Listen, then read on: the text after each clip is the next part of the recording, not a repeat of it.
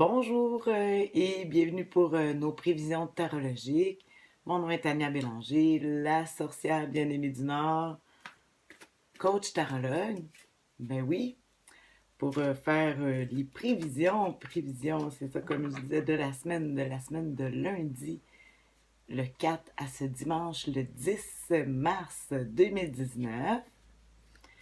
Je vais piger 3 cartes, comme à l'habitude, une pour connaître l'humeur de la semaine, les défis, la deuxième, et la troisième, l'attitude gagnante à pratiquer cette semaine. Hein, tu le sais, l'avenir n'est pas écrit, elle dépend de nos façons de penser, de nos actions.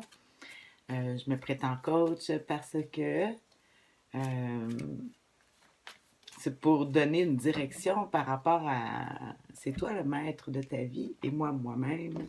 Et à toutes les semaines, là, je voudrais m'excuser pour la semaine dernière. Lundi, j'ai pas fait ma vidéo le lundi, je l'ai fait le mardi, j'ai pas mis ma description. Je suis contente d'un côté parce qu'il y a quand même des gens qui m'ont rejoint, m'ont dit ah, Tania, qu'est-ce qui se passe?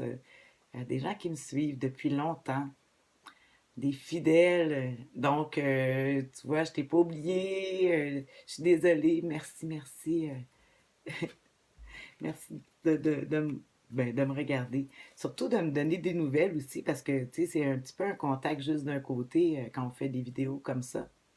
Moi, dans le fait, je te partage. Moi, c'est un guide pour moi, le tarot. Puis, regarde, je vais te montrer ça comme ça. L'humeur de la semaine. J'ai arrêté les explications parce que, dans le fond, l'important, c'est le produit. Alors, voilà, le fou. J'ai dit le fou. C'est le pendu. Hmm. Comme c'est étrange. Ouais, mais le fou. Euh, je dis le pendu, puis j'essaie de faire un lien avec le fou. Je ne sais pas pourquoi j'ai dit ça. Il n'y a jamais de hasard, hein? C'est ce que j'apprends au tarot tous les jours depuis 7 ans, presque 8. Euh, alors, ici, le pendu suggère que cette semaine, il y a de la lenteur. Les choses ralentissent. On dit des ralentissements dans les projets qui probablement vont fonctionner. Sauf que ça va être ralenti, c'est pas pour tout de suite. On voudra obtenir des résultats plus rapidement. On parle de sacrifice. Le pendu, faut jamais oublier que c'est pas quelqu'un qui l'a pendu, là, c'est lui qui a décidé de se détacher des biens terrestres pour pouvoir s'en éloigner et se faire une opinion plus facilement. Mais c'est quand même la carte des sacrifices, des retraits. Des fois, ça peut être la santé aussi qui nous oblige à être plus tranquille, rester à la maison.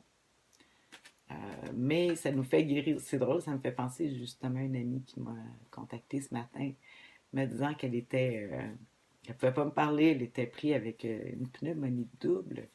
Ah, tu vas te reconnaître. Bon, alors, on va regarder justement c'est quoi le défi. Ah, des fois, on va voir de quelle façon on gère ça, ce pendu-là, cette semaine, cette attitude-là. L'as de coupe. Oh là là, comment l'as de coupe peut être un négatif? Ben, peut-être ce serait de se noyer dans l'alcool, de beaucoup manger. Tiens, là, je pense que je vais vraiment euh, regarder tout de suite dans un livre, parce qu'il me semble que c'est toujours positif, l'as de coupe. Peut-être ça me dirait aussi, avant même de regarder dans mes livres, que peut-être l'as de coupe nous dit que on a trop confiance ou il faut croire en sa chance. En tout cas, grand égoïsme A, les hésitations amoureuses et les désillusions affectives. Oh! Fait que si on suit le raisonnement, c'est peut-être des choses des désillusions affectives, ça peut être en amour, mais ça peut être aussi notre famille, des choses, des gens qui sont moins disponibles, parce que là, tout le monde vit le pendu. Fait qu'on a les déceptions, égoïsme. Est-ce qu'on parle de notre égoïsme ou de l'égoïsme? On va vivre avec des gens qui sont égoïstes autour de nous.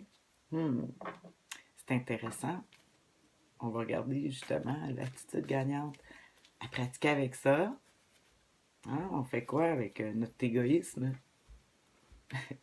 Moi, j'ai toujours pensé à dire, ben non, je suis pas égoïste, voyons donc. Mais il faut regarder de quelle façon on peut l'être. Tu sais, on les...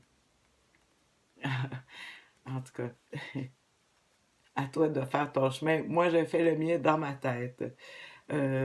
Oh! Et le conseil du tarot. Ouais, on est entouré de deux arcanes majeures.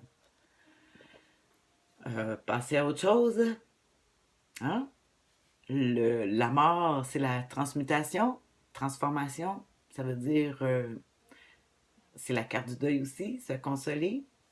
Si on a des déceptions amoureuses, il va falloir se consoler et passer à autre chose. Euh, Tirer les conclusions.